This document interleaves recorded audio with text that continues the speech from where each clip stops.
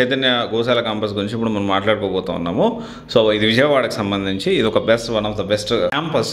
అంటే ఇక్కడ ఏమవుతుందంటే చైతన్యకి చాలా బ్రాంచెస్ ఉన్నాయి. జేఈ నీట్ కోచింగ్ సంబంధించి చాలా బ్రాంచెస్ ఉన్నాయి కాబట్టి చైతన్య వాళ్ళకి ర్యాంక్స్ వస్తున్నాయి కాబట్టి అన్ని బ్రాంచ్లు బాగుంటాయి అనే ఒక అపోహ మాత్రం కరెక్ట్ కాదు. అన్ని బ్రాంచెస్లో కొన్ని బ్రాంచెస్ బాగుంటాయి, లైక్ గోశాల క్యాంపస్. ఇక్కడ ఏంటి అంటే కాకపోతే ఇక్కడ మెరిట్ బేసిస్లోనే అక్కడ సీట్ రావాలన్నా కూడా కష్టమే.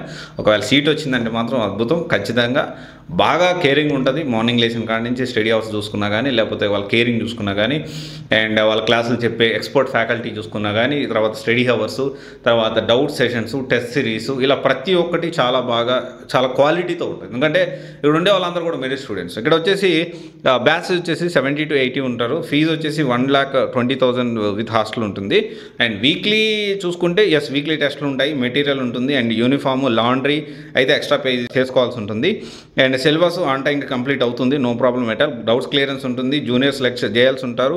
అండ్ వీళ్ళకి మంచి మార్క్స్ వస్తాయి. అండ్ ఇక్కడ సీట్ వచ్చిందంటే కళ్ళు మూసుకొని జాయిన్ అయిపోవచ్చు, దాంట్లో ఎటువంటి డౌట్ లేదు. సో చైతన్య అన్ని క్యాంపస్లు బాగుంటాయా అంటే మాత్రం నాకు తెలిసి అయితే అన్ని క్యాంపస్లు బాగుంటాయా లేదా అనేది క్రాస్ వెరిఫై చేసుకోవాల్సిన అవసరం ఉంది.